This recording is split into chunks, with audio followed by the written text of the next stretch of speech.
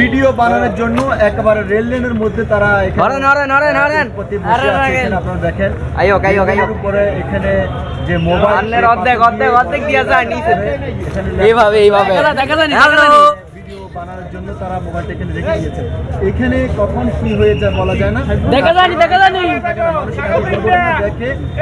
মোবাইলের মধ্যে আমরা দেখি